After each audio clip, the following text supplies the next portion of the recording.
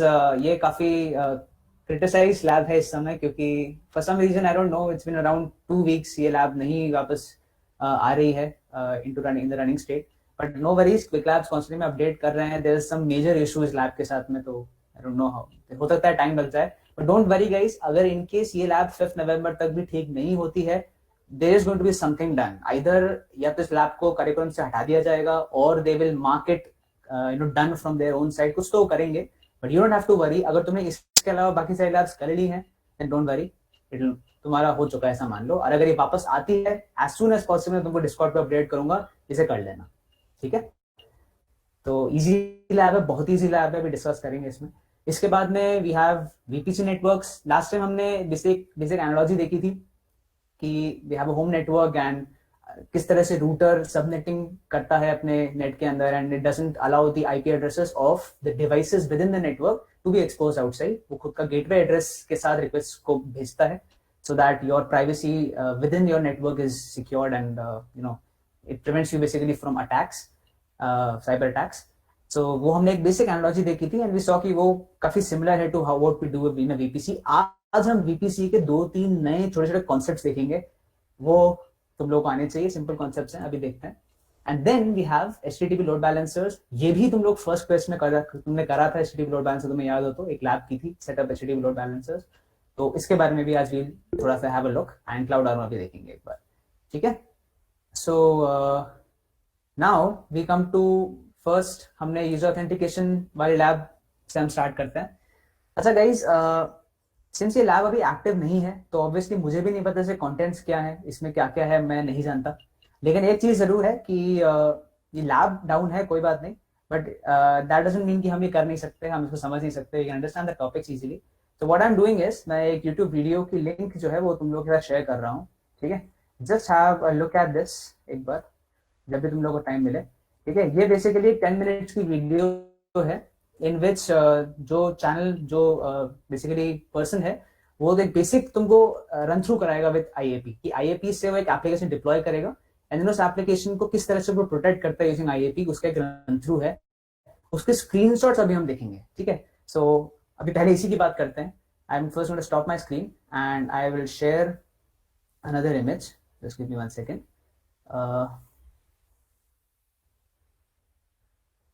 Okay, देखो IAP का guys system ऐसा है, तुम लोगों को याद, तुमने आईएएम पढ़ा था फर्स्ट क्वेस्ट में, है ना, सेकंड क्वेस्ट में, सॉरी।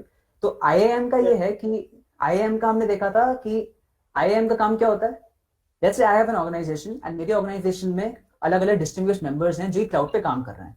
तो आईएएम का काम ये था कि क्लाउड की जितनी रिसोर्सेज हैं, उन रिसोर्सेज पे हर एक यूजर का कितना एक्सेस है, ये मैं आईएएम से कंट्रोल करता था, है ना। याद है हमने एग्जांपल देखा था Alice, Bob, Charles, David, Fred वाला। We had seen policies and we had seen those user groups, permissions देखी थी हमने, दैट वाज आईएएम, ठीक है। IAP is somewhat similar to IAM. फर्क इतना है, आईएएम में हम क्लाउड की रिसोर्सेज की बात कर रहे थे, है ना, क्योंकि क्लाउड की कितनी रिसोर्सेज पे कितना एक्सेस है। आईएपी के केस में हम क्या करेंगे, मान लो मैंने एक वेबसाइट डिप्लॉय की, ठीक है, deployed an application on the internet, and initially that website is available to the public, पूरी पब्लिक के पास उसका एक्सेस है, रिस्ट्रिक्टेड नहीं है। But I don't want that. मैं चाहता हूं कि यार जो वेबसाइट मैंने अपलोड किया है, डिप्लॉय किया है, उसको सिर्फ एक स्पेसिफाइड या सर्टेन काइंड ऑफ यूजर ही एक्सेस कर पाए। इसका एक बहुत सा एग्जांपल है तुम्हारी ईआरपी, जेयू की ईआरपी। अगर कोई भी पब्लिक कोई भी random user on the internet, if he tries to access that ERP, वो खोल सकता है, ईआरपी का जो लॉगिन पेज है वो खोल सकता है। तो एक तरह से ईआरपी इज पब्लिक, लेकिन I can only access that ERP when I enter my जो भी मेरा एनरोलमेंट नंबर है एंड माय बर्थ डेट, तभी मैं उसमें एंटर कर पाता हूँ। अगर पेरेंट पोर्टल देखो और स्टूडेंट ईआरपी में भी you can both those platforms are basically public, वैसे they are public in nature, but you have to enter your credentials to enter that platform, ठीक है। तो आईएपी समवॉट यही काम करता है। तो IAP stands for identity aware proxy, and इसका काम यही है that basically you control that who is able to access your website or application or portal which you have deployed on the internet using cloud, okay। तो इसका example क्या है, ये image तुमको दिख रही है। जब तुम लोग वीडियो देखोगे जो मैंने लिंक की है, उस वीडियो में देयर इज दिस पर्सन, उसने क्या किया, उसने एक एप्लीकेशन डिप्लॉय की नेट पे, ठीक है। उसने उस एप्लीकेशन में कुछ नहीं लिखा, उसने सिर्फ ये लिखा super secret intellectual property, that is all he wrote. तो ये पूरी एप्लीकेशन ऐसा मान लो, it's an application and deployed on the internet. Cool. By default this application is public, इसको कोई भी एक्सेस कर सकता है। अब हम करेंगे क्या, we are going to get into the console. Console में तुम जाओगे, so you have to come to security and then within security you have identity aware proxy. So you click on this, तुम लोग IAP का console में enter करोगे। The first thing that you are going to see जब तुम IAP खोलोगे is this screen. ये तुमसे क्या बोलेगा, ये बोलेगा कि first you have to enable the API, the IAP API. अब तुम लोगों ने एपीआई के बारे में पता है क्या है? API stands for application programming interface. API क्या होता है? एपीआई इज बेसिकली ऐसा मानो दो सर्विसेज हैं, ठीक है। एक सर्विस किसी की ओन्ड है और मैं उस सर्विस को यूज करना चाहता हूं। तो जो ओनर है सर्विस का, वो कुछ सर्टेन गाइडलाइंस एंड कुछ सर्टेन मेथड्स और मैकेनिज्म्स उसने सेट करके दिए हुए हैं कि अच्छा इन मेथड से तुम मेरी सर्विस को यूज कर सकते हो, ठीक है। फॉर एग्जाम्पल जब हम एंड्रॉइड एप्स डेवलप करते हैं या फिर कोई भी एप्लीकेशन डेवलप करते हैं, जैसे मान लो मैं एक एंड्रॉइड ऐप डेवलप कर रहा हूँ गूगल मैप्स से रिलेटेड, ठीक है। मुझे गूगल मैप्स यूज करना है। अब गूगल मैप्स मेरा तो है नहीं, Google maps is owned by Google, right. So I have to first, there has to be some form of, a way in which एक certain protocol required होगा जिससे कि मैं अपने एप्लीकेशन से गूगल मैप्स से इंटरेक्ट कर पाऊँ। तो Google has release an API for Google maps, ठीक है। तो मैं उस एपीआई को इनेबल करूंगा अपनी ऐप में, एपीआई की डाल के, and then I can use Google Maps in my application, ठीक है। तो एपीआई का काम यही होता है, it's basically use for communication और interaction between two micro services, छोटी सर्विसेज के बीच में कम्युनिकेशन, ठीक है। That is IAP, that is API। तो तुम्हें पहले आइडेंटिटी अवेयर प्रॉक्सी की एपीआई इनेबल करनी पड़ेगी। So this is again a separate service, ठीक है। अभी तुम क्लाउड कंसोल में हो, cloud console is different service, IAP is a different service and you are enabling the API for that, ठीक है। तुमने एपीआई इनेबल कर दी, great.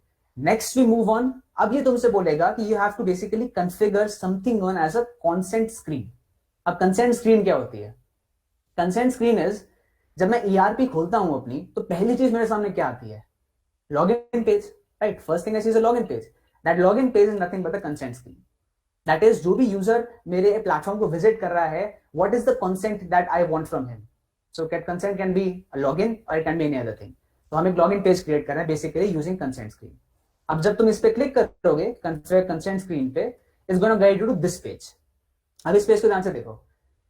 Choose how you want to configure and register your app, including your target users. अब तुम्हारे पास दो तरह के यूजर टाइप्स हैं। You have either an internal user or an external user, ठीक है। एक्सटर्नल यूजर तो कौन हो सकता है? कोई भी बंदा, any person who has a Google account is an external user. If I have a Google account, मैं external user हूँ। कोई भी अगर किसी पास Google account है, वो external user है।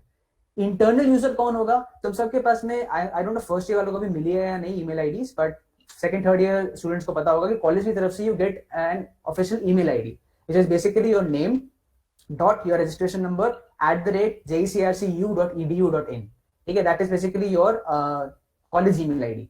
तो that is basically an organisational ID. तो ऑर्गेनाइजेशनल आईडी एक ऑर्गेनाइजेशन के स्पेसिफिक होती है, that is only people in that organisation have an email ID with that domain name.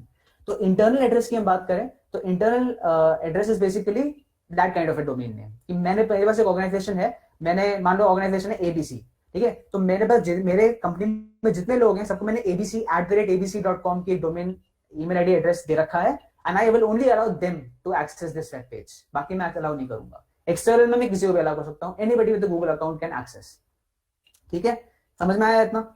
अब इसने इस वीडियो में ही हैज चोजन एक्सटर्नल। तो एक्सटर्नल मतलब anybody from outside can access, but इसके बाद एक और चीज आएगी। जब उसने एक्सटर्नल वो क्लिक करेगा एक्सटर्नल पे, when he click create, this is the page is gonna come and इसके अंदर फिर पूछेगा what is the application type, is it public और इज इट इंटरनल। अब ये क्या बात हो गई यार, अभी हमने बताया तो सही कि हमें पब्लिक करना है, बट अब ये ऐसे सोच के देखो, मेरे पास कंपनी है abc कंपनी मेरी है, लेकिन मैंने सबको डोमेन आईडीज नहीं दे रखी है। ऐसा मानो मेरे कंपनी में काम लोग कर रहे हैं, लेकिन सब मेरे गूगल अपने खुद के गूगल अकाउंट से काम कर रहे हैं। Nobody has been given a specific @abc.com domain name, but I still want them to be able to access my web page, right? मुझे उनको एक्सेस तो करने देना है, although they don't have domain IDs, but I want them to be able to access my web page. तो उसके लिए हम यहाँ इंटरनल पे क्लिक करेंगे। तो इंटरनल पे क्लिक करने के बाद क्या होगा?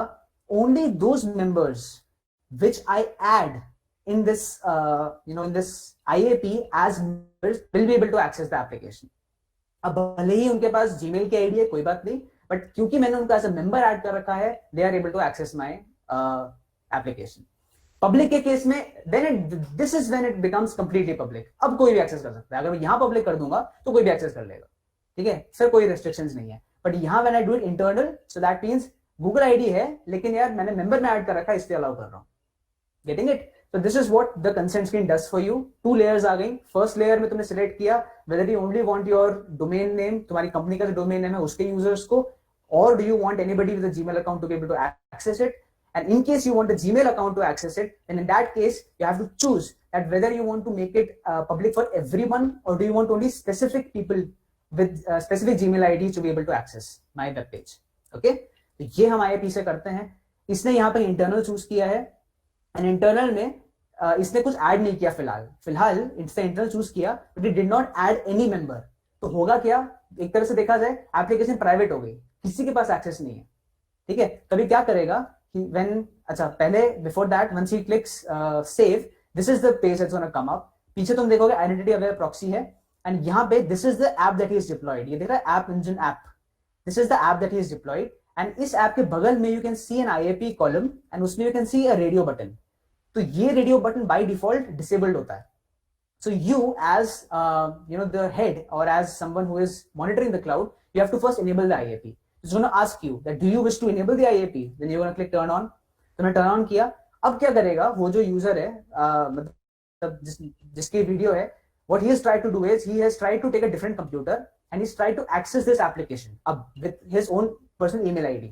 तो उसने देखो जब तुम पहले जब हम गए थे फर्स्ट इनिशियली जब उसने एक्सेस किया था, उसने बस वेब URL डाला एंड ये पेज आ गया, ठीक है, पब्लिक, कुछ नहीं पूछा उसे, कुछ नहीं मांगा, just enter this URL and this came in, content दिख गया सामने। But now when once he has enabled IAP and once he set the consent screen, उसके बाद में he is going to see this, पूछेगा कि साइन इन करो पहले।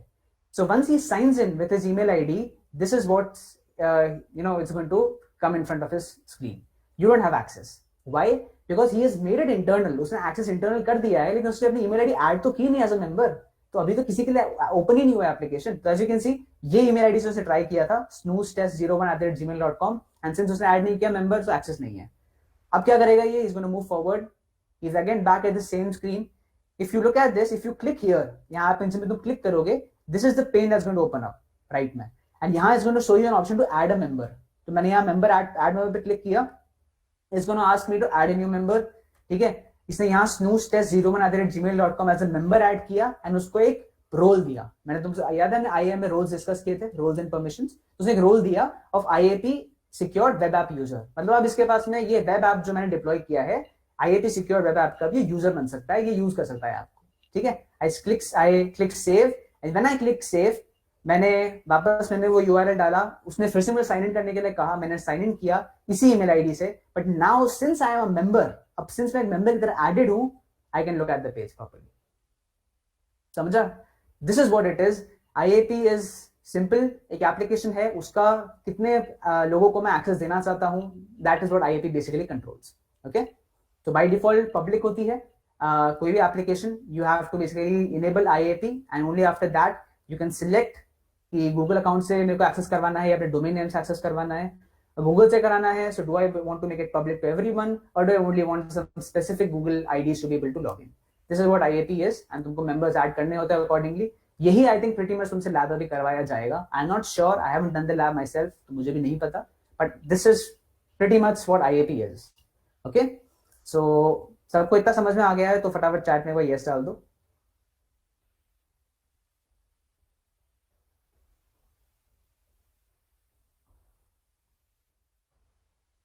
Okay, great, thanks guys. चलो ये हो गया। Now I am going to come back to Qwiklabs. ये हमने फर्स्ट टॉपिक डिस्कस किया, ठीक है। मैंने बहुत ब्रीफ सा देखा है, एक बार वो वीडियो भी you can if you want उस वीडियो का स्टार्टिंग का पार्ट स्किप कर देना, 4-5 मिनट स्किप करके देन रिमेनिंग पार्ट देख लेना एक बार, because that is where it covers the IAP part specifically. Now moving on, now we come to VPC networks. अब तुमको VPC नेटवर्क्स याद है, हमने लास्ट टाइम बेसिक सा डिस्कस किया था कि रूटर एंड सबनेटिंग वाला कॉन्सेप्ट। आज हम VPC नेटवर्क्स में भी एक दो चीजें नहीं सीखेंगे, ठीक है। तो ये चीजें नई हैं एंड VPC नेटवर्क्स में नया क्या सीखेंगे, I just basically what I am going to do is, एक सेकंड रुकना, I should have presented it पहले ही. I am going to open a paint. ठीक है. अब जब हम वीपीसी की बात करते हैं ना गाइस, तो वीपीसी में एक सेकेंड, जस्ट सेकेंड. वीपीसी में हमने वीपीसी क्या देखा था? वीपीसी इज बेसिकली एक बहुत बड़ा इंटरनेट है. It's a public internet and with in that internet I am basically creating a private cloud. ठीक है, एक प्राइवेट क्लाउड में क्रिएट कर रहा हूं for my own organisation. Now one thing to note here is that VPC, अगर तुम आगे जाके, you know, this program is coming to an end very soon. We just have around 8 more days left for 30 days of cloud. So once this program has ended, I'm sure that some of you, especially 4-5 of you जो कि regularly sessions में आ रहे हैं, वो doing the labs regularly, I'm sure तुम लोग एक थोड़ा सा interest generate हुआ होगा cloud में, at least थोड़ा सा भी हुआ हो, enough है. I'm pretty sure that इसके बाद you will be trying to learn and explore other cloud technologies. So you might go to AWS, you might even try Microsoft Azure. तुम लोग अलग अलग रिसोर्सेज देखोगे, अलग सर्विसेज देखोगे. So you should always, as a cloud person who knows cloud, you should know the main differences. कि main differences क्या क्या है. तो AWS and GCP के बीच में बहुत इंपॉर्टेंट जो एक डिफरेंस है मैं तुमको आज बताता हूँ. VPC जो होता है ना, VPC is a regional resource in AWS, whereas it's a global resource in GCP. मतलब क्या है? Regional resource in AWS मतलब, मैं तुमको रीजन से जोन बताया था. Region is a geographical area, बड़ा सा area. It can be like, हमने यूएस सेंट्रल वन देखा था, US west one, Asia south east one, इस तरह से हमने देखे हैं zones, region sorry. And then zones are data centres within those regions. ठीक है.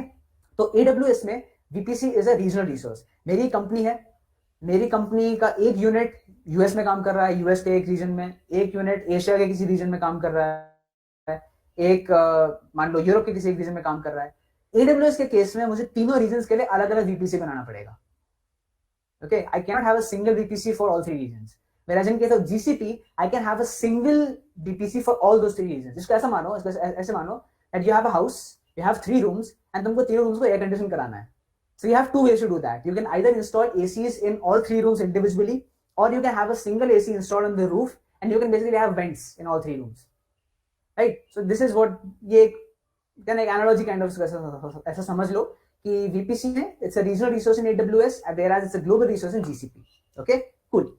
अब ये तो हमारा हो गया VPC का एक डिफरेंस हमने देखा कि AWS GCP में ये डिफरेंस है. अब बात करते हैं सबनेट्स की. तुम लोग सबनेट्स हमने डिस्कस किए थे कि एक रूटर है, रूटर से अलग अलग डिवाइसेस कनेक्टेड हैं. Every device has its own subnet address, and वो सबनेट एड्रेस से रूटर आइडेंटिफाई करता है कि किस इस नेटवर्क में किस डिवाइस से मेरे पास रिक्वेस्ट आई थी, एंड वो अकॉर्डिंगली एक फॉरवर्डिंग टेबल मेंटेन करता है, एंड देन रिक्वेस्ट को भेजता है, एंड जैसे आउटपुट आता है सर्वर से वापस, based on that forwarding table वो ढूंढता है कि किस सिस्टम ने ये रिक्वेस्ट जनरेट की थी, एंड उसकी तरफ रिडायरेक्ट करता है आउटपुट को. This is what subnetting was. तो सबनेटिंग क्या होता था? इट्स बेसिकली, अब VPC में सबनेटिंग क्या होता है? VPC में subnetting is basically partitioning your entire network into smaller, कह सकते हो तुम, यू नो, सेट्स. एक स्मॉलर सेट्स है हमारे पास में पूरे नेटवर्क के. So we have small sets, and that is what a basically subnet is. Subnet 2 तरीके के होते हैं. One of them is a public subnet, other one is a private subnet. And I am sure it's pretty clear by the name itself. Public subnet क्या हुआ? Accessible to everyone. Private subnet क्या हुआ? Accessible to only to the instances which are part of the VPC. मतलब VPC के अंदर जितने devices हैं वो एक्सेस कर सकते हैं, VPC के बाहर जो डिवाइस है वो एक्सेस नहीं कर सकता. That is what your public subnet is. So private subnet, public subnet. Great. अब हम क्या करेंगे? Now we are going to come to Paint, and इसके अंदर हम कुछ चीजें देखेंगे. So let's say कि मेरे पास, let's say कि I have something, this is a VPC. ऐसा मानो कि एक VPC है. ठीक है, ये एक VPC है, and इस VPC के अंदर let's say I have 2 subnets. ये एक सबनेट है, and ये मेरा दूसरा सबनेट है. ठीक है, let's call this one as S1 and let's call this one as S2. Okay, S1 is a public subnet. ठीक है, तो ये पब्लिक है, पब्लिक को हम ऐसा करते हैं P से डिनोट कर देते हैं ऐसे for now. And S2 is a private subnet, क्योंकि दोनों P's हैं तो मैं इसको P से नहीं करूंगा. Let's denote this by using say lock. ऐसे छोटा सा लॉक बना देते हैं. ठीक है, या ड्राइंग पे मत जाना, just try to understand the concept. Okay, so S1 is a public subnet, S2 is a private subnet. अब सबनेट जो होता है, subnet by default is not a public entity. ठीक है, जब तुम सबनेट क्रिएट करोगे, सबनेट तुमसे ये नहीं पूछेगा कि भाई तुम्हें मुझे पब्लिक बनाना है, प्राइवेट बनाना है, नहीं, सबनेट तुमने बना दिया, it's a separate entity, you have to add certain things to make a subnet public. ठीक है, मतलब ऐसा मानो कि ये सबनेट के अंदर यू हैव सम डिवाइसेस, जैसे कि ऐसा मान लेते हैं, इसके अंदर एक वीएम है, ठीक है, ये एक वीएम है, एंड S2 के अंदर भी एक वीएम है, ठीक है, और वीएम के अलावा और भी डिवाइसेस होंगे, हम अभी एज्यूम कर लेते हैं एक ही वीएम है इसके अंदर। अब मुझे ये जो पूरा सबनेट है इसको पब्लिक बनाना है, मतलब इस सबनेट के अंदर जितने रिसोर्सेज हैं, जितने डिवाइसेज हैं, सब पब्लिक होने चाहिए। What I need to do is I need to create something known as a internet gateway. Okay, हमें किसी भी सबनेट को पब्लिक बनाने के लिए we have to create something known as a internet gateway. Internet gateway क्या होगा? Internet gateway is basically a kind of a logical device which lies on top of your VPC। ठीक है, तो अगर हम एक इंटरनेट गेटवे बनाने का ट्राई करें तो लेट्स से यहां पे मेरा इंटरनेट गेटवे है, यहां, ठीक है, this is an internet gateway. Okay, and ये internet gateway, this internet gateway basically has connection to the outside world. तो ये www मतलब ये वर्ल्ड वाइड वेब से कनेक्टेड है, ठीक है, ये इंटरनेट से कनेक्टेड है। Please don't go on the drawing again, just focus on the concept. Okay, ये इंटरनेट से कनेक्टेड है। नाउ अभी हमने इंटरनेट गेटवे बना दिया and we have the subnet, but we need to connect this subnet to this internet gateway, तभी मैं subnet को पब्लिक बना पाऊंगा। So what I need to do is I need to define a route. ठीक है, मुझे S1 से इस इंटरनेट गेटवे तक का एक रूट डिफाइन करना पड़ेगा। अब रूट क्या होता है? Route is nothing, route is basically it's a set of instructions, logical instructions होते हैं। We don't need to go very deep about routes, routes के हमें ज्यादा जानने की जरूरत नहीं है। बेसिकली जस्ट एक कनेक्शन मान लो उसको between two resources, two devices. Okay, तो सबनेट में we have to create a route between the first subnet and a internet gateway. So the moment we do that, S1 public हो गया, now this is public, so I can access the VM using the IP address for the subnet. ठीक है, great, ये तो हो गया, this is internet gateway. But the issue is ये जो VM है ना, द सेकंड VM, ये कनेक्टेड नहीं है इंटरनेट से, this is private. Now issue with this is, let's say कि okay this is internet, but मान लो कि मुझे इस VM के अंदर कुछ OS अपडेट करना है, और if I want to install some certain libraries, or if I want to install certain, if I want to say click on a repository or something, I need a connectivity to the internet, right? But problem is, अगर मैंने ये ऐसा root बना दिया, if I define a route like this, ठीक है, तो पूरा सबनेट ही पब्लिक हो गया। ये नहीं करना है मुझे, I don't want to make the complete subnet public, I just want to make this one device public। Okay, so हम ये नहीं करेंगे। What we are going to do is we are going to use another important device which is known as a, एक second मैं अगर यहाँ बना देता हूं इसको, ठीक है, which is known as a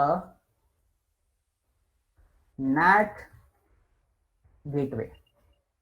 okay, तो हम क्या करेंगे? हम एक NAT gateway बनाएंगे। NAT gateway क्या होता है? NAT stands for Network Address Translation। So any gateway basically allows any device within a private subnet to be able to access the internet by situating itself within the public subnet। समझ रहे हो? NAT gateway खुद public subnet के अंदर है, and because it's situated in the public subnet, it will now be able to give an internet connectivity to this VM which is within a private subnet। तो मैं basically again as I said, हमें एक route define करना पड़ेगा, तो हम यहाँ से एक route define कर देते हैं, यहाँ से यहाँ तक मैं एक route define कर दूंगा। So basically this VM से मैंने यहाँ एक रूट बनाया, ये पब्लिक सबनेट के अंदर है, public subnet is already connected to the internet, to the gateway, and यहाँ से कम्युनिकेशन एस्टैब्लिश हो गया। अब इसका फायदा क्या है? The advantage of this is only giving internet connectivity, ये पब्लिक एक्सेस अलाउ नहीं कर रहा है। ठीक है, so I will still not be able to access this VM, but this VM will be able to access the internet. Getting it? there's a difference, फर्क है दोनों में।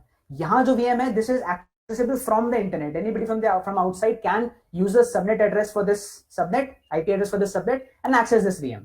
ठीक है, लेकिन ये VM जो है, this VM can access the internet but nobody on the internet can access it back। okay, so this is what basically ये दो नए concepts I wanted to make you guys understand, internet gateway and NAT gateway। इसी तरीके से VPC networks is relatively very broad topic, ठीक है, really broad topic है, and it's one of the important topics of cloud। So if you want, and you should definitely go out on YouTube and check out a few videos about VPC। ठीक है, थोड़ा VPC के बारे में और समझने की कोशिश करो, डॉक्यूमेंटेशन में बहुत सारी चीजें दी हुई हैं। The reason why I only wanted to explain these two topics because मैं सेशन बहुत लंबा एक्सटेंड नहीं करना चाह रहा, एंड वी ऑल्सो हैव इसके आगे भी we have to discuss load balancers as well. तो इसलिए अभी हमने दो ही चीजें डिस्कस की हैं, but there are some more important topics which you should study. So ये दो तुमको पता होने चाहिए, but these are two very important topics. And I think शायद किसी एक लैब में you are also required to create one of these. I think NAT gateway तुमसे क्रिएट करने के लिए बोला है एक में. तो anyways, this is what it is. अब एक काम करते हैं, let us quickly jump back to our Qwiklabs. ठीक है, एंड क्विक लैब्स के अंदर जो तुम्हारी सेकंड लैब है ना, वीपीसी नेटवर्क्स कंट्रोलिंग एक्सेस, इसको देखते हैं जल्दी से. So when you come to this, इस लैब का अगर हम ओवरव्यू देखें, इस लैब में तुमसे क्या बोला है, in this lab you create two Nginx web servers and you control external HTTP access to the web servers using tagged firewall rules.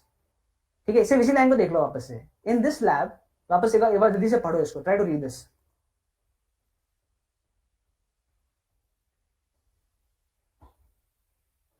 ठीक है, होता क्या है, हमने फायरवॉल पढ़े थे. Firewalls can also be made to work using specific tags. ठीक है, तो specific tags का मतलब, let's say I have X resources within my cloud. मेरे cloud के अंदर X resources हैं, and X resources में से कुछ एक specific subset है जिसमें कि specific tag दे रखा है मैंने. ठीक है, तो let's say 10 resources हैं, 10 में से 3 resources को मैंने VMs हैं, 3 VM को मैंने बोल रखा है कि भाई तुम्हारा tag है, लेट्स से हमने सर्विसेज की बात की थी, इन्वेंट्री तुम्हारी सर्विस का नाम, तुम्हारे टैग का नाम है. तो फायरवॉल रूल क्या करेगा, firewall rule is going to make sure कि इन 10 रिसोर्सेज में से ये जो 3 रिसोर्सेज हैं जिनके पास में इन्वेंट्री वाला टैग है, सिर्फ यही रिसोर्सेज मेरी बाकी रिसोर्सेज का एक्सेस कर पाए. सिर्फ 3 VMs एक्सेस कर पाए, बाकी जो रिमेनिंग 7 है वो एक्सेस नहीं कर पाएंगे. इसका एग्जांपल हम इस लैब में देखेंगे. So what we are going to do is we are going to create 2 web servers, एक ब्लू नाम का, एक ग्रीन नाम का. ठीक है, ब्लू सर्वर में if you look at this VM instance, basically we are creating VM instances. VM instance create किया, एंड इस वाले में, ब्लू वाले में, we will add for network tags, we are going to add web server. ठीक है, तो यहाँ पे नेटवर्क का ऑप्शन, नेटवर्किंग का ऑप्शन आता है, we will add web server. तो ये हमने उसको टैग दे दिया. ठीक है, similarly we are going to create another VM, the green VM, लेकिन ग्रीन वाले में हम टैग ऐड नहीं करेंगे. We are going to create a simple machine, इसमें कोई टैग ऐड नहीं कर रहे हैं हम. फिर हम इनके अंदर Nginx इंस्टॉल करेंगे. Nginx तुमको इंस्टॉल करना आता है, SSH में जाके हम हमेशा करते हैं. तो Nginx इंस्टॉल किया, Nginx करने के बाद दोनों में इंस्टॉल कर दिया. ग्रेट, सिंपल है, सबको आता है आजकल, आई एम श्योर मोस्ट सबको आता होगा ये. Next we come to firewall rule. फिर हम एक फायरवॉल रूल क्रिएट करेंगे, एंड इस फायरवॉल रूल में now look at this, target tags we'll add as web server. Okay, तो सिर्फ वेब सर्वर वाले जो ट्रैफिक है वही ट्रैफिक ये फायरवॉल करेगा. ओके, तो कमिंग डाउन, इसके बाद हम एक टेस्ट VM बनाएंगे. We are going to create test VM, and इस VM को यूज करके we are going to test the access in the CPG network. ठीक है, तो हम बेसिकली इसके अंदर ये तुम देखो, टेस्ट HTTP कनेक्टिविटी. जब तुम इंटरनल IP एड्रेस डालोगे दोनों का, तब it's going to show you the answer, मतलब welcome to the blue server, welcome to green server. Internal क्यों, रिमेंबर लैब का टॉपिक देखो, VPC नेटवर्क्स कंट्रोलिंग एक्सेस. तुम एक VPC नेटवर्क अंदर, ठीक है, VPC नेटवर्क के अंदर एक्सेस कंट्रोल कर रहे हो. ओके, तो आई टोल्ड यू, अगर मेरे पास इंस्टेंसेस हैं एक VPC के अंदर, तो इंस्टेंसेस एक दूसरे से कनेक्ट कर सकते हैं with their internal IP addresses. तो इंटरनल IP एड्रेस दोनों के काम करेंगे, तो सारे डिवाइसेस एक ही VPC के अंदर है. ठीक है, लेकिन the moment I enter the external IP address for these two, जो ब्लू वाला था जिसके लिए हमने नेटवर्क टैग ऐड किया था, उसमें तो it's going to say, it's going to show you the message welcome to the blue server. लेकिन जैसे तुम ग्रीन वाले का एंटर करोगे, this will not work. Why? Because of that firewall. Because this VM instance does not have that tag web server वाला. Okay? तो यही हम इस लैब में करेंगे. एंड फिर लास्ट में हम छोटा सा आई थिंक रोल्स के बारे में डिस्कस किया IAM का, ये तुम लोग कर लोगे, इट्स नॉट अ प्रॉब्लम. तो this is what the basic lab is. अच्छा, एक चीज मैं बताना भूल गया, VPC के केस में whenever you enter your cloud, जब भी तुम कंसोल में एंटर करते हो, whenever you enter a project, you always have a default VPC made ऐसे, इट्स ऑलरेडी कॉन्फ़िगर्ड. तुम जो भी VM बिना, मतलब नया VPC बिना बनाए, all those VPCs become a part of that default VPC. Or sorry, all those VM instances become a part of that single VPC, of that default VPC. तो ये भी तुम वही कर रहे हो, यहाँ तुम एक्सेस जो है अपने डिफॉल्ट VPC के अंदर कंट्रोल करो. ओके, तो दिस वाज अबाउट VPC जो मैं डिस्कस करना चाह रहा था. 2-3 सिंपल टॉपिक्स हमने पहले देखा. First things we saw that हमने इंटरनेट गेटवे डिस्कस किया.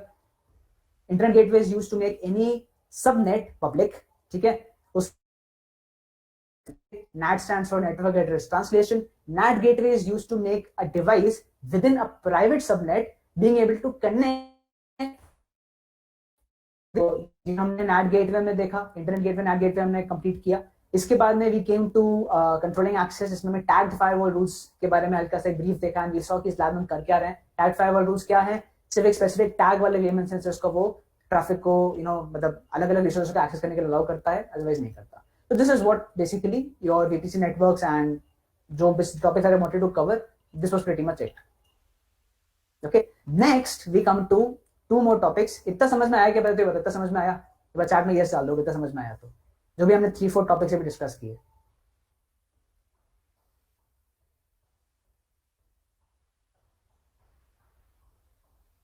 ओके यस दिख रहा है मुझे. Great great great great. Okay तो ये हमने कर लिया. नेक्स्ट सी गाइस, अभी हम लोग ब्रीफ में कवर कर रहे हैं. As I always say, this is covering topics in relatively brief. All of you can go on the internet. मैं तुमसे कहा वीपीसी नेटवर्क के बारे में please start looking at some more videos. थोड़ा और देखना शुरू करो. It's a broader concept but interesting concept. ठीक है, तो please look at some more videos. If you have any doubts, अगर तुमको लगता है कि कोई कॉन्सेप्ट समझ नहीं आ रहा है ये वाला, you can always contact me, I will help you out with it. Okay, next we come to HTTP load balancers. अब ये एक ऐसा टॉपिक है जिसके बारे में मुझे लगा था कि हमारा फर्स्ट क्वेस्ट का जो इंट्रो सेशन था वो नहीं हो पाया था. इफ यू रिमेंबर राइट, हमने फर्स्ट क्वेस्ट का इंट्रो सेशन नहीं किया था. We had started off with our initial session जो हमने PPTs में शो की थी, and then we straight away came to the second quest session. तो फर्स्ट क्वेस्ट का हमने इंट्रोडक्शन सेशन नहीं किया था. That's why we had to miss HTTP load balancers. हम ये कंप्लीट नहीं कर पाए थे. तो अब हम एक लोड बैलेंसर्स का क्विकली ओवरव्यू देखते हैं कि लोड बैलेंसर बेसिकली होता क्या है.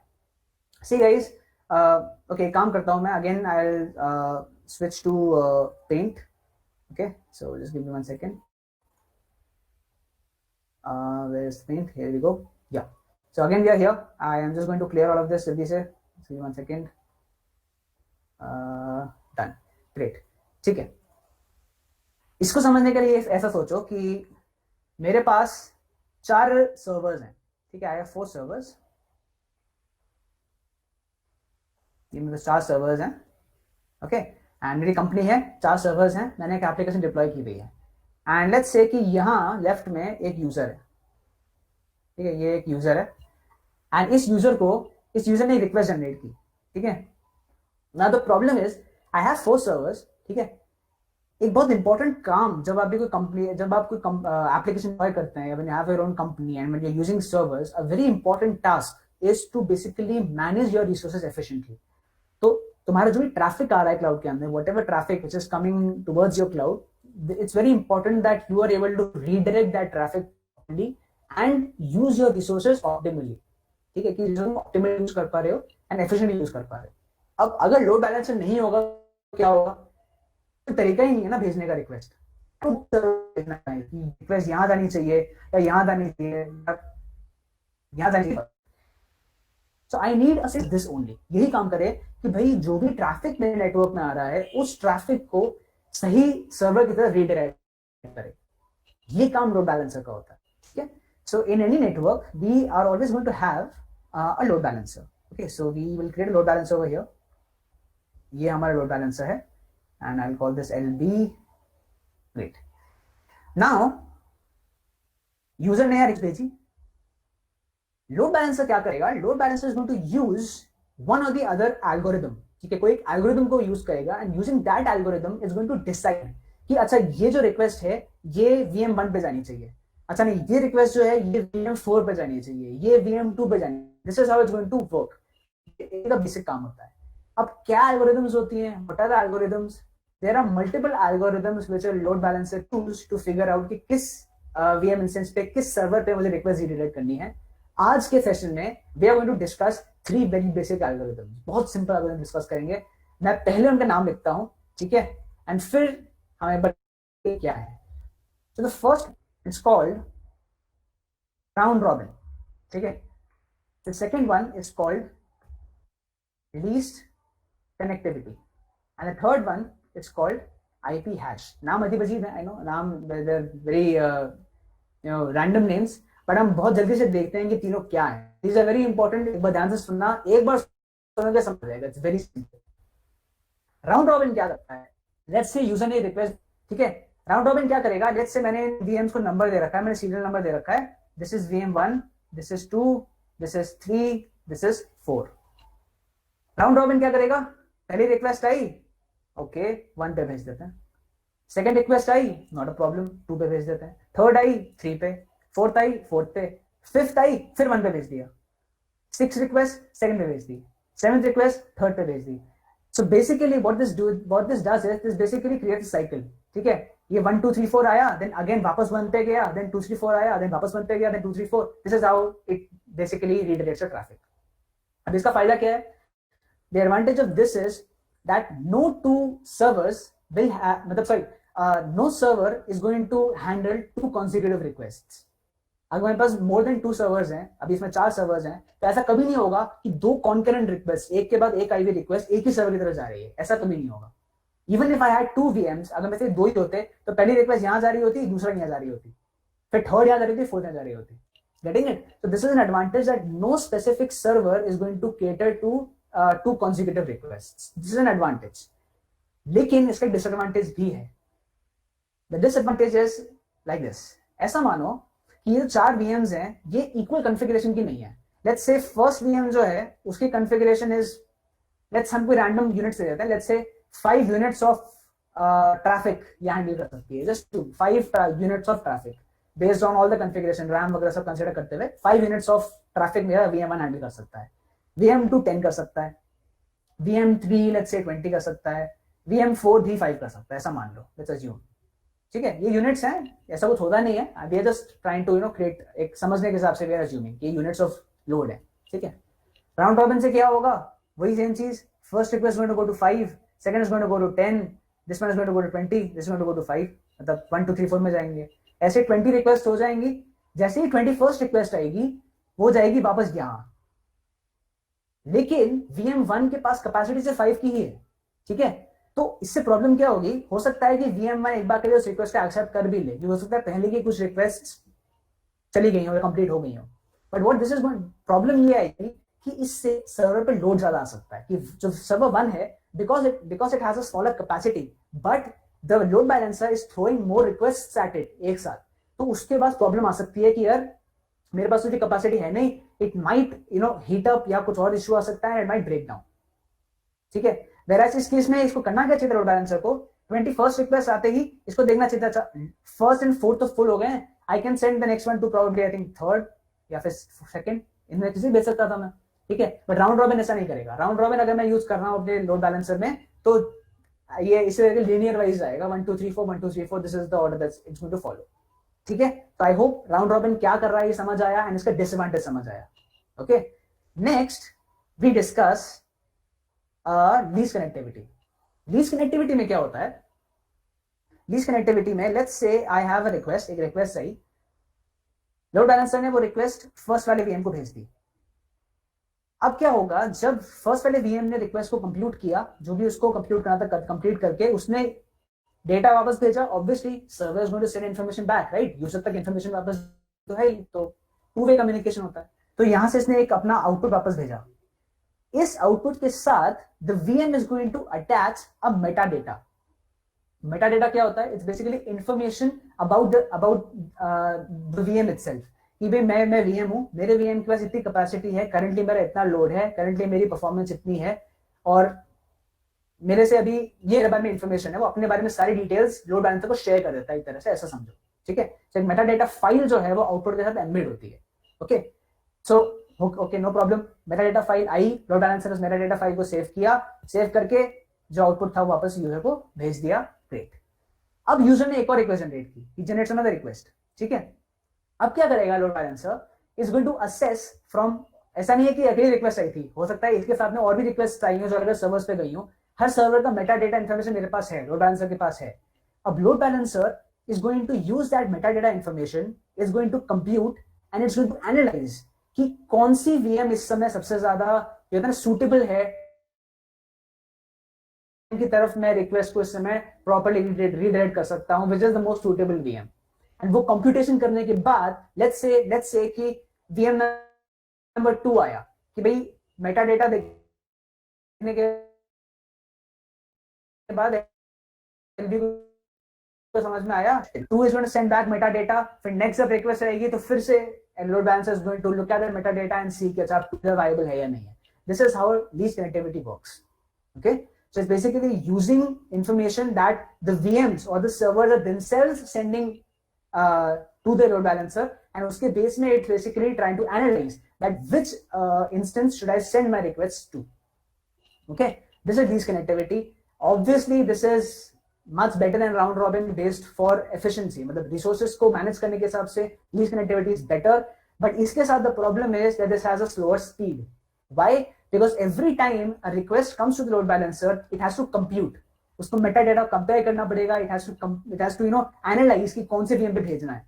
So that process takes a little time. Okay, and that is why least connectivity की speed का issue है. Round robin में speed का issue नहीं आएगा. Round robin is very quick because वो उस computation नहीं कर रहा है. But it is less efficient in managing resources. So as you can see, both the ways have their own ups and downs. And ऐसे ही you have other algorithms as well. अभी IP hash पे हम आएंगे, but इसके अलावा और भी हैं. You have weighted round robin, you have opportunistic load balancing. ये अलग अलग algorithms हैं. If you want, you can go and try them out. Easy है, सब समझ में आ सकता है आराम से. Very simple. If you want, you can search about them a little. But every algorithm has its own use case and its own advantage, its own disadvantage. So based on what is your requirement, you decide कि तुमको अपने load balancer को किस तरह के algorithm deploy करनी है. Okay? So this was about round robin and least connectivity. अब बात करते हैं IP hash की. So I'm going to just go back a little. ठीक है. और मैं थोड़ा सा ऐसा zoom कम करता हूँ. Yeah. Now, अब तक हमने जो बात की round robin least connectivity में, उसमें हम we were discussing only about the right hand side of the complete diagram. इस तरफ की बात हो रही थी, है ना? IP hashing में the first consideration, मतलब load balancer नाम में वो शुरू है. Request load balancer के पास आएगी user से, is going to first analyze, is going to first ask या determine किस तरह के IP address request आई है. Okay, so let's say मैं load balancer को कहा कि load balancer you use IP hashing for send. So it's going to ask me that okay, you want to use IP hashing, fine. What IP addresses do you want me to hash? ठीक है, तो मैं उसको एक IP address की range दूंगा. ठीक है, it's going to save that range, and जैसे ही कोई भी request उस specific range के बीच में lie करते हुए IP से आएगी, is going to send that request to whichever server I have programmed it to send that data to. मतलब जैसे कि मानो मैंने एक range उसको 10.30.0.0/0 से लेके 20, तो इसके बीच में जो भी रिक्वेस्ट आएंगी, I tell the load balancer कि अच्छा इसके बीच में रिक्वेस्ट आई है, उसको तो तुम VM1 पे भेज दो, इसके अलावा बाकी सबको 2, 3, 4 पे भेज दो. So every time a request comes to load balancer is going to first see कि कौन सा IP एड्रेस रिक्वेस्ट आई है, and then is going to decide कि किस VM पे भेजना है. अगर हैश्ड IP की है, जो रेंज मैंने दिया उसके अंदर है, is going to send it to VM1, and if it's outside of that range then is going to send it to 2, 3, 4. अब इसका फायदा क्या है? इसका फायदा ये है that let's say you have an organization, Amazon की बात करें तो Amazon है, ठीक है. Amazon के लिए हम सबके लिए Amazon is open, right? I can just go to Amazon and find the inventory, मैं देख सकता हूँ. But there might be some resources or some information जो Amazon की private होगी, right? Obviously there has to be some information जो Amazon अपनी खुद के लिए सेव करता है या अपने एम्प्लॉयज के लिए सेव करता है या सिर्फ उसके एम्प्लॉयज का एक्सेस देता है. तो what I can do is with using IP hashing, I can have only 1 or 2 or a set of VMs to be working for my internal data, Amazon internal data, and उसके अलावा बाकी सारे servers को I can tell ये बाकी सारे servers public के लिए हैं, but ये set of सर्वर्स हैं ये सिर्फ मेरे एम्प्लॉइज के लिए एक्सेसिबल होने चाहिए. तो I can tell load balancer कि भाई load balancer, if you get a request which is coming from an IP address in between this range, send it to this set of VMs, otherwise send it to any other VM. Okay, तो ये है IP hashing का concept. I hope ये समझ में आया. अगर आया हो तो चैट में यस डाल दो जल्दी से एक बार.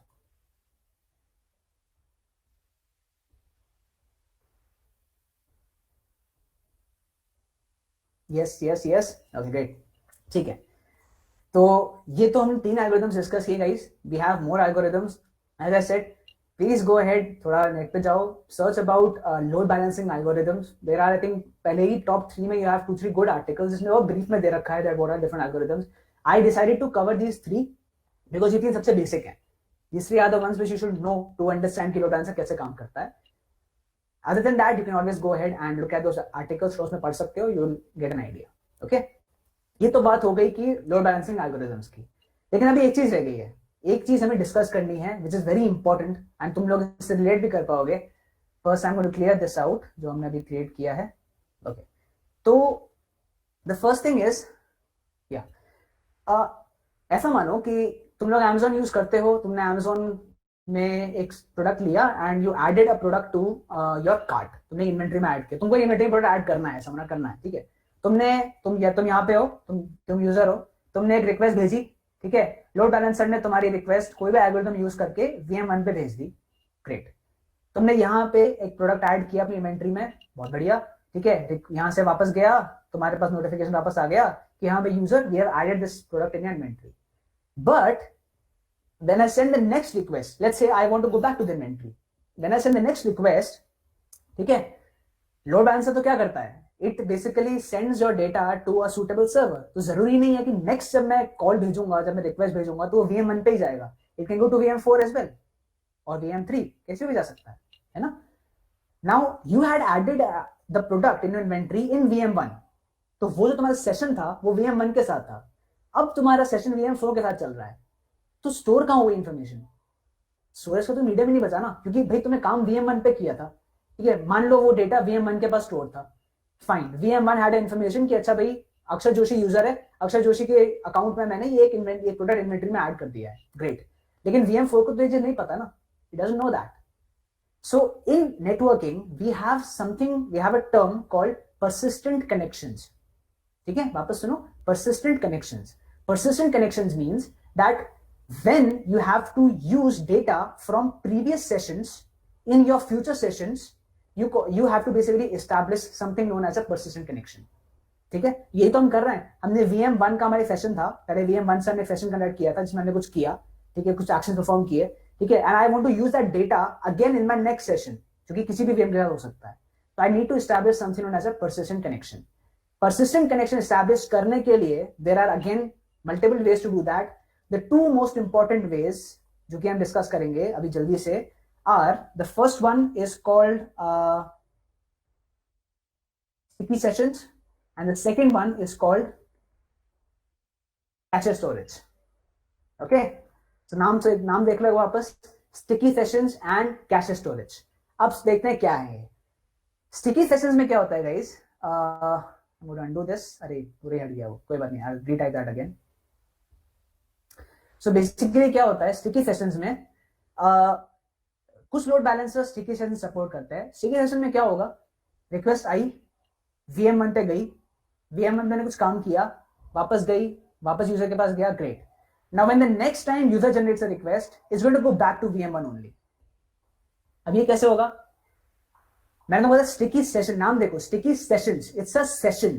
सो basically what I am doing is I am telling the load balancer, क्योंकि load balancer listen, this is my system, ठीक है. मैं अक्षर जोशी, मैं यूजर हूं, ठीक है. मैं एक स्टिकी सेशन में एंटर करना चाहता हूं and in that sticky session I am the only user, मतलब मैं स्टिकी सेशन का अकेला यूजर हूं.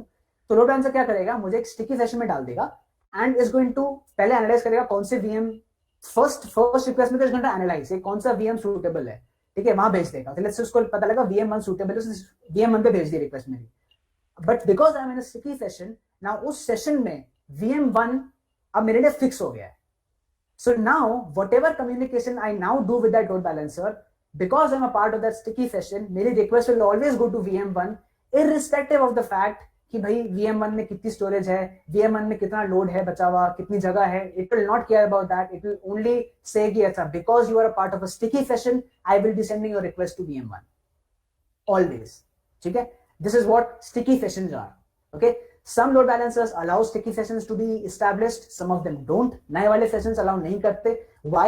Sticky sessions have a major disadvantage. Disadvantage क्या है, let's say अब ये 5 units वाला VM है, ठीक है. अगर मैंने इसके साथ sticky sessions बहुत सारे बना दिए, ठीक है, this is going to crash, completely crash, because हम यहाँ कंसिडर नहीं कर रहे हैं ना कि whether उस पर कितना लोड है कितना नहीं है. It might completely crash. So that is, it's not a viable technique, but it's a popular technique in case you have less traffic. Less traffic के केस में वेरी पॉपुलर टेक्निक जो कि कंपनीज यूज करती है, small base companies जिनका छोटा infrastructure होता है वो यूज करती है इसको मोस्ट केसेस में, ठीक है. So this was about sticky sessions. अब just give me 1 second. I will just undo this and I'm going to retype those names again back for you. Just wait. So अभी हमने देखा sticky sessions, and second is cache storage. Okay. अब cache storage में क्या होता है? This is the mechanism जो कि companies actually use करती हैं. Cache sessions में क्या होता है? Cache sessions में you basically have a separate hardware only for cache. अब तुम सोचो कैशे क्या होता है? कैशे तुम सबने नाम सुना होगा. When you use Android phones, when you use any mobile, you might have seen कि तुम ऐप में जाते हो, you always clear your cache. Cache is nothing but temporary memory or temporary storage. Okay, so cache storage से क्या होता है? How this works is, let's say again, you consider same example. यहाँ से request I, it was sent to VM1. ठीक है.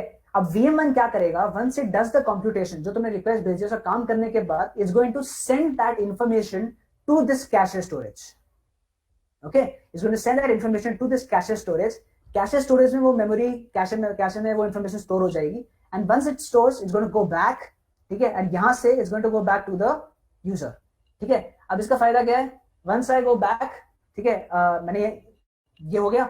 इसके बाद अब मैं sticky session में नहीं हूँ, so अभी क्या हो सकता है? किसी भी VM पे मेरी information जा सकती है. तो again मैंने एक और request generate की. Let's say this time मेरी request VM4 पे चली गई. ठीक है, so I don't have a problem. क्योंकि मेरी जो मेमोरी है, जो मैंने जो काम किया था, इंफॉर्मेशन है, वो कैशे में स्टोर्ड है. तो अब VM4 भी इसी कैशे को यूज करके इस इंफॉर्मेशन को रिट्रीव कर सकता है, and it can work on that.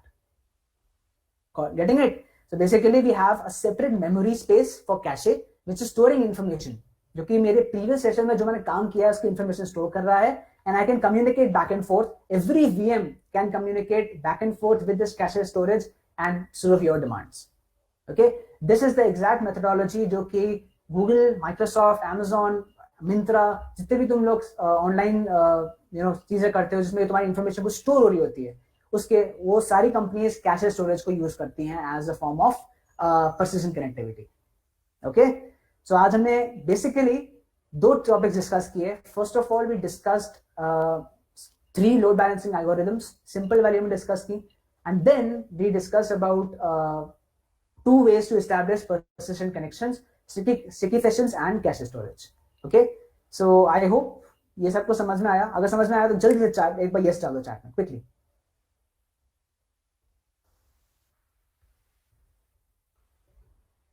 Okay, great.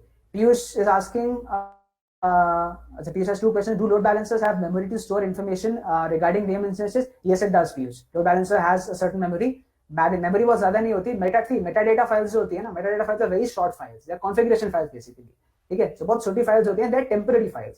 भाई अगर मेरे पास मानो 30 VMs हैं, ठीक है, नेटवर्क के अंदर, एंड हर VM मेरे को फाइल भेज रहा है, ठीक है, तो ऐसा नहीं होगा कि it's going to store all the files. जो भी लेटेस्ट फाइल आई है, ठीक है, मान लो VM25 है, VM25 से अभी मेरे पास ऑलरेडी एक मेटाडेटा फाइल है VM25 की, मैंने उसकी तरफ रिक्वेस्ट भेजी, उस रिक्वेस्ट से मेरे पास आंसर वापस आया, और उसके साथ में एक नई मेटाडेटा फाइल आई. So I am going to replace the old file. मैं पिछली फाइल को रखूंगा नहीं अपने पास. So in all at any point I'm always going to have only 30 metadata files in my load balancer, right? So that is how load balancers कम होती है because you don't require that kind of memory. And second is how long does cache stores the info? See, because cache storage is not a permanent form of storage. It's RAM जैसा है वो. Cache storage कुछ time के लिए, आई don't know the exact time, I think it depends on the session length कि तुमने session कितना लंबा कंडक्ट किया है, एंड वो Amazon बैकएंड पे काम करता है. We don't know about that, वो हमें नहीं पता कैसे होता है. But basically you have a cache storage and इसके साथ में also have a permanent database. ठीक है, so after a certain point of time it keeps sending information to a permanent database based on your actions. ठीक है, तुमने inventory में कोई प्रोडक्ट ऐड किया तो पहले तो कुछ टाइम में कैश में रखेगा, इसको परमानेंट में भेज देगा. Okay, it's not like cache खुद में टेम्पररी है, but there is always a permanent database as well पीछे. ठीक है, तो वो भी होता है, that's also there. But okay, this is what it is. Wait, okay, one more ऊपर है. Can we make multiple filters for IP hash? IP hashing के लिए we can, I guess you can, yes, multiple filters बिल्कुल बना सकते हो. And that's how it is. ना अगर तुम्हारे पास अलग subnets, if you have different subnets and you want to divert traffic to one specific subnet based on the IP addresses, then that you can use using IP hashing, अलग अलग filters add करके. ठीक है, definitely that can be done, कोई दिक्कत नहीं. Okay, great. So this was about your load balancing and your persistent connections. अब हम वापस जल्दी से क्विक लैब्स पे आते हैं बहुत जल्दी से, and we will look at okay, this lab covers a topic called cloud armor. ठीक है, ये जो लैब है achievable balance, this covers something not cloud armour. अब क्लाउड आर्मर क्या होता है, एक बार हम जल्दी से देख लेते हैं. सी, क्लाउड आर्मर का कुछ ऐसा है कि जब भी हम इंटरनेट कनेक्टिविटी की बात करते हैं, we talk about internet privacy. मैंने तुमको लास्ट टाइम बताया था, I told you about tunnelling. Remember FFH में we had talked about tunnelling and किस तरह से we are able to prevent attacks on our systems. Cloud Armor is basically it prevents you from one specific kind of an attack, which is known as a DDoS attack. ठीक है, DDoS attack क्या होता है? DDoS stands for Distributed Denial of Service. Okay, DDoS stands for Distributed Denial of Service. इसमें क्या होता है? Let's say कि मेरी कंपनी है, मेरे पास में कुछ रिसोर्सेज हैं एंड मैंने एक एप्लीकेशन डिप्लॉय की हुई है. जो भी हैकर होगा ना, हैकर नहीं, जो भी क्या बोलेंगे उसको, जो भी अटैकर होगा, अटैकर क्या करेगा, बिकॉज मेरे पास रिसोर्सेज कम ही है, लिमिटेड सेट ऑफ रिसोर्सेज हैं, is going to throw lot of request at my resources. एक साथ बहुत सारे रिक्वेस्ट डाल देगा. इससे होगा क्या, at one point of time, because मेरे पास एक लिमिटेड कंप्यूटिंग कैपेसिटी है, after a point of time my resources gonna give up.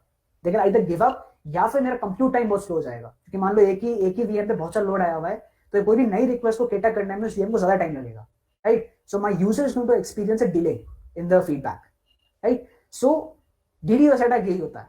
So if any attacker sends a lot of multiple requests at my server or at my resources, at my infrastructure, it can cause problems. Cloud armor is used to prevent this. Specifically इसको prevent करने काम आता है cloud armor. अब I won't tell you कि कैसे करता है, because that is given very well in the lab, और मैं अभी नहीं बताऊंगा, that's a long process और लंबा है वो. तो if you want you can refer the documentation, but you should know कि काम क्या है.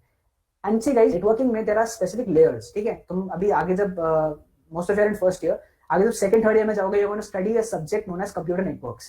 Proper subject है. CN के अंदर जो study कि इंटरनेट में बेसिकली लेयर्स होती है. So you have application layer, transport layer, network layer, बहुत सारे layers होती हैं. तो बेसिकली जब भी तुम वो रिक्वेस्ट भेजते हो, that request goes through all those layers पहले, and then it goes to the server. Okay, तो क्लाउड आर्मर क्या करता है, जो 7 लेयर्स हैं, 7 और कुछ basically depends on the infrastructure. Networking में भी बहुत सारे इंफ्रास्ट्रक्चर्स होते हैं. वी हैव मॉडल्स बेसिकली, एक टीसीपी मॉडल होता है, एचटीटीपी मॉडल होता है. तो टीसीपी मॉडल में I think 3 layers, come layers होती हैं, उसमें किसी में ज्यादा होती हैं. सो जो लेयर्स हैं, क्लाउड आर्मर क्या करेगा, जो तुम्हारी टॉप लेयर है ना, जो पहली लेयर है जिसमें रिक्वेस्ट आ रही है, फर्स्ट लेयर, उस लेयर पे ही वो क्लाउड आर्मर को डिप्लॉय, मतलब क्लाउड आर्मर वहीं डिप्लॉय हो जाता है. ओके, सो इसको फर्स्ट लेयर पे ही it's going to check that whether you are becoming a victim of a DDoS attack or not. अगर उसको लगता है अपने एल्गोरिथम अप्लाई करने के बाद कि हाँ यार इस रिसोर्स पे DDoS अटैक हो रहा है from this specific set of addresses, then automatically is going to either temporarily shut down that application, that resource, or is going to prevent traffic from entering. ठीक है, तो ताकि जो मेरी बची भी लेयर्स हैं उन पे इंपैक्ट ना पड़े. ओके, तो टॉप लेयर पे ही क्लाउड आर्मर डिप्लॉय हो जाएगा, एंड टॉप लेयर पे ही is going to top layer पे वो रिक्वेस्ट को आगे जाने नहीं देगा. It's going to stop them there and then. That is how cloud armor works basically. ये basic explanation cloud armor का. Okay? इसको एक बार करना and इसका documentation पढ़ना. cloud armor का बहुत अच्छा documentation given है Google Note पे. Just go ahead and read that one. You're going to get a lot of clarity with that. Okay? ये हो गया cloud armor, and then we have an internal load balancer. Internal load balancer में क्या था? Internal load balancer was basically मैंने तुमको private subnet बताया. ठीक है, मान लो कि मेरे प्राइवेट सबनेट में ही I have lot of instances, बहुत सारे इंस्टेंसेस हैं. ठीक है, अब मैं प्राइवेट सबनेट के अंदर, ठीक है, प्राइवेट अपने वीपीसी के, मेरा वीपीसी है, वीपीसी के अंदर एक डिवाइस है, उस डिवाइस से मुझे किसी एक सबनेट के अंदर किसी वीएम से या सबनेट से इंटरैक्ट करना है. मान लो सबनेट एक एप्लीकेशन रन कर रहा है, पूरा सबनेट में जितने डिवाइसेस एक एप्लीकेशन रन कर रहे हैं, एंड उस एप्लीकेशन इन्वेंट्री सर्विस है, for example inventory service access कर रहा हूं मैं वीपीसी के अंदर से ही. ठीक है, अब ये जो सबनेट है ये पब्लिक तो है नहीं. ठीक है, तो जो मैंने वीपीसी का लोड बैलेंसर बना रखा है वो तो इस पे काम करेगा नहीं. ठीक है, so I need an internal load balancer जो कि इंटरनली ट्रैफिक को रीड आउट कर सके within this subnet.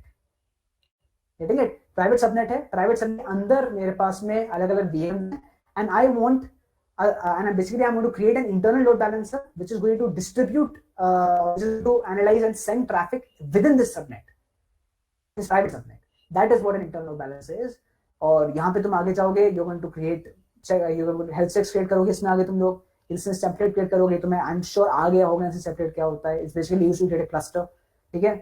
And फिर you going to create an internal load balancer and you going to test the load balancer. Pretty simple lab, ये भी हो जाएगा, नॉट अ प्रॉब्लम, ठीक है। So this is what we wanted to cover in this lab. Basically हमने IIP cover किया बहुत basic में। आईआईपी हमने देखा क्या था, इट्स बेसिकली एक एप्लीकेशन में डिप्लॉय की हुई है and with in that application I want control कि बाहर से कितने लोगों को कौन-कौन उस एप्लीकेशन में एक्सेस कर पा रहा है। So I can make it either internal और I can make it external. इस तरह से हमने आईआईपी देखा था। Was that video that I link, please उसको देख लेना एक बार। देन हमने वीपीसी देखा।